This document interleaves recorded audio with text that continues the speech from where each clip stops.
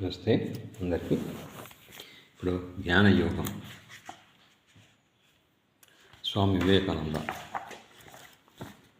లండన్లో 20/10/1896 నాడు ఉపన్యసించినటువంటి మాయా ఈశ్వర భావ పరిణామం. అద్వైత వేదాంతానికి మూలాధార ప్రాయములైన సిద్ధాంతాల్లో ఒకటై కనిపించే మాయ అంకుర రూపంలో సంహితలోనే ఉందని, ఉపనిషత్తులలో విస్తరిల్లి పరిణత రూపంలో కనిపించే భావాలన్నీ ఏదో ఒక రూపంలో సంహితల్లోనే కనిపిస్తున్నాయని మనకిప్పటికీ తెలుసు. మాయ అన్నది మీలో అనేకులకు ఇప్పటికే పరిమితమై ఉంది. భ్రాంతి అనే అపార్థంలో మాయా శబ్దం తరచూ వాడుతారని, ఈ ప్రపంచం మాయ అన్నప్పుడు భ్రాంతి జనిత అనే అర్థం చెప్పవలసి వస్తుందని మీకు తెలుసు. ఈ అనువాదం అసంతృప్తికరమే కాక తప్పు కూడా. మాయ అనేది ఒక వాదం కాదు, ప్రపంచ ధర్మాన్ని ఉన్నట్టు తెలిపే మాట అది. సంహితలో అంకుర రూపంలో కనిపించే ఈ శబ్దార్థాన్ని మొదట పరిశీలిస్తే దాన్ని గ్రహించడం సాధ్యమవుతుంది. దేవతలు అనే భావం ఎలా పుట్టింది మనం ఇప్పటికీ చూసాం. మొదట వారు బలిష్ఠులకు పురుషులే అని, వాళ్ళలో అంతకన్నా అధికమేమీ లేదని కూడా మనకు తెలుసు. గ్రీకుల, యూదుల, పారసీకుల, ఇతరుల పురాతన మత గ్రంథాలలో కనిపించే దేవతాకృత్యాలు కొన్ని ఘోరాతి ఘోరాలై మీలో కొందరికి దుర్భరములుగా కనిపిస్తాయి. కానీ మనం 19వ శతాబ్దం వారమని, ఆ దేవతలు ఎన్నో ఏళ్ళ నాటి వారని చదివేటప్పుడు మర్చిపోతాం. వాళ్ళను పూజించే జనులు కూడా అటు చర్యలకు అలవాటు పడిన వారే అవడం వల్ల వారి కాదు దేవతల కృత్యాలు అసాధారణలుగా కానీ భయానకాలుగా కానీ కనిపించి ఉండవు అన్న విషయాన్ని కూడా మర్చిపోతాం. మన జీవితకాలమందంతా నేర్చుకుంటూ ఉండవలసిన ముఖ్యమైన పాఠం ఇది. ఇతరుల గుణ విమర్శ చేసేటప్పుడు మన ఆదర్శాలనే ప్రమాణంగా తీసుకోవడం సరికాదు. ఎవని చర్యలను వాని ఆదర్శాల ప్రకారం విచారించాలి, కానీ ఇతరుల ఆదర్శాల ప్రకారం కాదు.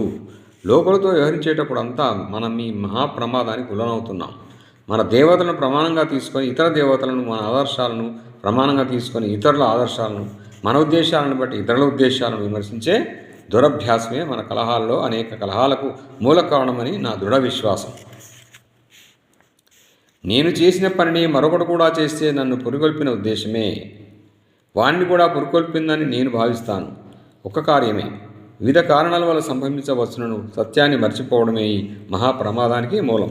వాడి ఉద్దేశం నా ఉద్దేశానికంటే కేవలం భిన్నమేమో. కాబట్టి ఈ పురాతన మతాలను గూర్చి విచారించేటప్పుడు ఆ కాలపు తలుపులు, ఆ కాలపు జీవిత విధానం మనం జ్ఞప్తిగా ఉంచుకోవాలి. మన ఇప్పటి దృక్పథాన్ని మరిచి ఆ కాలపు దృక్పథాన్ని అవలంబించాలి. బైబిల్ పాత నిబంధనలో వర్ణింపబడిన యెహోవా చర్యలలోని క్రౌర్యం, నిర్దాక్ష్యం చూసి ఎందరో ఆశ్చర్యచకితులవుతారు. కానీ ఎలా భగవంతుని గూర్చి మనం ఇప్పుడు కల్పించుకున్న భావాలే ఆ ప్రాచీన కాలపు యూదుల యెహోవాలో కూడా ఉండాలి అనడానికి వీరికి ఏమి అధికారం? మనం ఇంకొక విషయం కూడా గుర్తులో పెట్టుకోవాలి. మతాన్ని, దేవుణ్ణి గూర్చిన ప్రాచీన కాలపు వారి ఆశయాలు భవిష్యత్ కాలం వారికి పరిహాసనీయాలుగా అనిపిస్తాయి. కానీ అలా మార్చుకుంటే అన్నిటినీ పరిశీలిస్తే వాటన్నిటినీ ఒకటిగా చేర్చే సువర్ణ సూత్రం వంటి ఐక్యబంధం ఒకటి కనిపిస్తుంది. ఈ సూత్రాన్ని కనుగొనడమే వేదాంత లక్ష్యం. ఈ వివిధాశయాలన్నీ ముత్యాలు, వీని అన్నింటిలోనూ దూరి ఉండే దారం నేను అని శ్రీకృష్ణ భగవానుడు చెప్పాడు. ఆధునిక అభిప్రాయాలను బట్టి ఆలోచించే వారికి ఆ ఆశయాలు ఎంత అసంబద్ధములుగా, ఎంత దుస్సహాలుగా ఉన్న వాటిని అన్నింటినీ ఒకటిగా కూర్చే దారాన్ని కనుగొనడమే వేదాంతం చేయవలసిన కార్యం. ఆ పూర్వకాలపు మానసిక వాతావరణంలో ఆ ఆశయాలే తృప్తికరములై పొందగలిగి ఉండేవి. ఆ వాతావరణం నుండి ఊడబెరికి ఇప్పటి వాతావరణంలో పెట్టి పరీక్షించినప్పుడే అవి వికృతంగా కనిపించేవి. ఆ కాలపు యూదుడు ఇప్పుడు సూక్ష్మబుద్ధి అయి ఆధునిక మార్గాలు అవలంబించి ధనార్జున పరుడైనట్లు అట్లే పూర్వకాలపు ఆర్యుడిప్పుడు హైందవుడై ప్రాజ్ఞతకు పేరుగాంచినట్లే మునుపటి యెహోవా, మునుపటి దేవతలు కూడా ఇప్పుడు పరిణామం పొందారు. అర్జించు వారిలోని పరిణామాన్ని గుర్తించి అర్జితుని పరిణామాన్ని కూడా గుర్తించడం మిక్కిలి పొరపాటు. మనం ఎలా భావాల రూపాలమో అట్లే దేవతలు కూడా భావస్వరూపులే. ఆ భావాలు ఎలా పెరిగాయో ఈ భావాలు కూడా అలాగే పెరిగాయి. దేవుడు పెరిగినాడనే మాట మీకు కొంత వింతగా తోచవచ్చును. ఎలా పెరగగలదు? ఆయనలో మార్పులు ఉండవు కదా. అది ఒక విధంగా నిజమే, కానీ ఆ అర్థంలో మానవుడు కూడా పెరగడు. భగవంతుని గురించి మానవుని భావాలు సర్వదా మారుతున్నాయి, సర్వదా విశాలం అవుతున్నాయి. ఇంద్రియ గోచరములైన మానవ స్వరూపాలన్నింటికీ మూలమైన పారమార్థిక మానవుడు అచలుడు, అవికారుడు, పరిశుద్ధుడు, నిత్య పరిపూర్ణుడు అని మున్మందు తెలుసుకోగలరు. అట్లే భగవంతుని గురించి మనకు గల తలంపు కూడా మనం సృష్టించుకున్నదే మన భగవంతుడు. ఆ భావానికి మూర్తి భావమే ఆ భావానికి ఆధారభూతుడైన పారమార్థిక భగవంతుడు, నిత్యశుద్ధుడు, నిర్వికారుడు. కానీ ప్రత్యక్ష భగవంతుడు ఎప్పుడూ మారుతూ వెనుక ఉండే సత్యాన్ని పారమార్థిక భగవంతుని క్రమాధికంగా వెలిపరుస్తూ ఉంటాడు. సత్యాన్ని ఎక్కువ ప్రకటిస్తే ప్రోగ్రెషన్ అని, ఎక్కువ మరుగుపరచడాన్ని తిరోగతి అని, రిట్రాగేషన్ అని అంటారు. అంటే మనం పెరిగిన కొద్దీ మన దేవతలు పెరుగుతుంటారు. సామాన్య దృక్పథాన్ని మాట్లాడితే మన పరిణామం చెందే కొద్దీ మన యథార్థత ఎట్లు బయటపడుతుంటుందో అట్లే దేవతలు పరిణామం చెందే కొద్దీ వారి యథార్థత కూడా బయటపడుతూ ఉంటుంది. మనం అప్పుడు మాయావాదాన్ని గ్రహింపగలుగుతాం. లోకంలో ఉండే సర్వమతాలను విచారించే వారికి స్ఫురించే ప్రశ్న ఇది. లోకంలో సామరస్యం లేకపోవడానికి కారణమేమి? ఈ దుస్థితి ఎలా ఏర్పడింది? మత భావోత్పత్తి అయిన ప్రచురణ కాలంలో ఈ సమస్యలు లేవు. అది మకాల మానవుడి లోకంలో అసంబద్ధత ఏది కనిపించలేదు. తన చుట్టూ ఉన్న స్థితిగతులు అతనికి ప్రతికూలం కావు అనే అభిప్రాయం ఏమీ లేదు.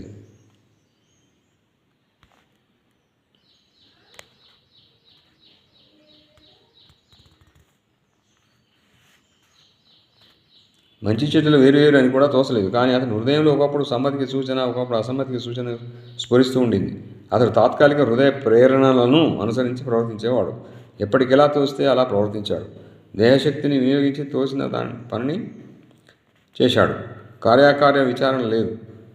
హృదయ ప్రేరణను విరోధించే ప్రయత్నమే లేదు. ఆది మకాల దేవతలు అటువంటి వారే. వారి ప్రవర్తనలకు తాత్కాలిక హృదయ ప్రేరణలే కారణం. ఇంద్రుడు వచ్చే రాక్షస బలాన్ని చిన్నవిన్న చేస్తారు. యెహోవాకు ఒకరి పట్ల అనుగ్రహం, మరొకరి పట్ల ఆగ్రహం. అందుకు కారణం ఎవరికీ తెలియదు. ఎవరు ఆలోచించరు. విమర్శించే ఆచారమే అప్పటికి ప్రారంభం కాలేదు. అతడేం చేసినా అతని సరే, మంచి చెడ్డల అనుభవమే లేదు. మనకి ఇప్పుడు దుశ్చర్యలుగా కనబడే వాడిని దేవతలు ఎన్నో చేశారు. ఇంద్రాదులు ఎన్నోసార్లు ఘోరమైన దుష్కార్యాలు చేశారు. కానీ ఇంద్రుడు ఆరాధించు వారికి అవి దుష్కార్యాలనే భావమే స్ఫురించలేదు. అందువల్ల వారు అతన్ని ప్రశ్నించలేదు. నైతిక ఆశయాలు అభివృద్ధి పొందిన కొద్దీ సంఘర్షణ ప్రారంభమైంది. మానవ బుద్ధిలో ఒక కొత్త జ్ఞానం ఎరుక కనిపించింది. దానికి ఒక్కొక్క భాషలో, ఒక్కొక్క జాతిలో ఒక్కొక్క పేరు ఉంది. అది ఈశ్వర వాణి కావచ్చు, పూర్వ విద్యా ఫలం కావచ్చు, మరేదైనా కావచ్చు. కానీ దానిలో గల విశేషం ఏమంటే అది మానవ నైజములైన హృదయ ప్రేరణలను నిరోధించే ప్రభావం ఉంది. చేయు అనే హృదయ ప్రేరణ కలిగిన వెంటనే చేయకు అనే శబ్దం ఒకటి కనిపిస్తుంది.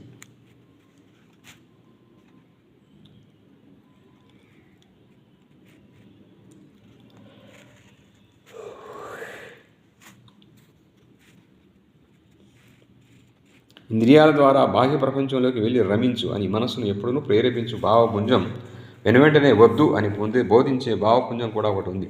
ఈ రెండోది మిక్కిలి నీరసం, హీనస్వరం కలిగి ఉంటుంది. కానీ దాని ఉనికి సంశయం. ఈ రెండు ప్రేరణలను కలిపే చక్కని సంస్కృత శబ్దాలు ఉన్నాయి. అవి ప్రవృత్తి, నివృత్తి. ముందుకు పోవడం, వెనక్కి పెట్టడం. సాధారణంగా మన కార్యాలకి ప్రవృత్తియే కారణం. వలదు అని బోధించే నివృత్తిలో ఆధ్యాత్మిక జీవనం, రిలీజన్ ఆరంభం అవుతుంది. అది లేనివానికి ఆత్మాన్వేషణ ప్రారంభం కాలేదు. యుద్ధ నిమగ్నులైన దేవతలు ఒక పక్క అర్చింపబడుతూనే ఉంటారు. కానీ మరొక పక్క ఆ నివృత్తి భర్త ప్రవేశించి మానవుల ఆశయాలను పెంపొందింపసాగింది. మానవ హృదయాల్లో ప్రేమ స్వల్పంగా అంకురించింది. అది అత్యంత అల్పం. ఇప్పటికీ అది అంతగా అభివృద్ధి పొందలేదు. మొదట దానికి ఒక తెగ లోపలనే ప్రచారం. ఆ తెగకు చెరని వారి అందరి పట్ల కూడా అది వర్తించుచుండి ఉంటుంది. ఒక్కొక్క తెగకు చేరిన దేవుడు ఆయా తెగ పట్ల ప్రేమ కలిగి దాన్ని సంరక్షిస్తూ ఉంటాడు. కొన్ని జాతుల్లో ఒక్కొక్క వర్గం వారు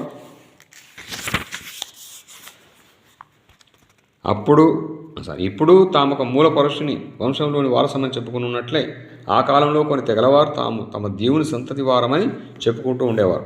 అట్టి వాళ్ళు సూర్య చంద్రాదుల సంతతి వారమని చెప్పుకునేవారు. ఇప్పుడు కూడా ఉన్నారు. సూర్య చంద్ర వంశ చక్రవర్తుల బల పరాక్రమం అనేక ప్రాచీన సంస్కృత గ్రంథాలలో వర్ణించబడి ఉంది. మొదట్లో వారు సూర్య చంద్రాదులను పూజించి కాలక్రమంలో వారి సంతతి వాళ్ళమని అనుకోసాగారు. సంఘంలో ఈ భావాలు అభివృద్ధి పొందే కొద్దీ ప్రేమ, ఒంటరుల పట్ల బాధ్యత, సాంఘిక వ్యవస్థ ఇవన్నీ అంకుర ప్రాయాలుగా ఉత్పత్తిలినవి. సహనం, ఆత్మనిగ్రహం లేనిదే సాంఘిక జీవనం చేయడం ఎలా అన్న ప్రశ్న అటు తర్వాత బయలుదేరింది. అప్పుడప్పుడు తమ హృదయ ప్రేరణల్ని అరికట్టాక, తాలిమి వహింపక, భావోద్రేకానుసారమైన ప్రవర్తనను నిగ్రహించుకోకపోతే ఇద్దరు ఒకటిగా కలిసి ఎలా నిగ్రహించుకోగలరు అన్న తలపుకి ఇదే మూలం. సాంఘిక జీవనమంతా ఈ నిగ్రహం మీదనే ఆధారపడి ఉంది. ఈ సహన నిగ్రహాలు నేర్పని వారి జీవితాలు నేర్వని వారి జీవితాలు దుర్లభ క్లేశమయంగా ఉంటుందని మనకు తెలుసు. ఈ పారమార్థిక భావాలు ఉదయించడంతోనే మానవ బుద్ధికి ఇంకా ఉన్నతం, ఇంకా నైతికమైన మరేదో ఒకటి స్ఫురించింది. హద్దుపద్దులు లేక పోరాటాల కలవడి మద్యమాంసాలకు దాసులై గాఢమద్య మందలి వేపుడు మాంస మందలి వాసనల చేయగాని సంతృప్తి నొందకుండిన దేవతలు ఇప్పుడు ఒకటిగా తోశారు. ఇంద్రుడు ఒకసారి తప్పతాగి నిలపై బడి అపస్మార ప్రాధాలకు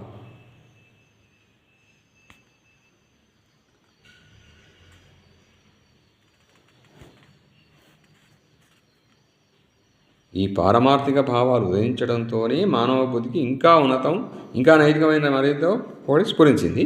హద్దు పద్దులు లేక పోరాటాల కలవడి మద్యమాంసాలకు దాసులై గాఢమద్యం మందలి వేపుడు మాంసం మందలి వాసనలు చేయగాని సంతృప్తి నొందకుండిన దేవతలు ఇప్పుడు వేగుడుగా చూతురు. ఇంద్రుడు ఒక్కొక్కసారి తప్పతాగి నీలపైబడి అపస్మార పడుతూ ఉండేవాడు.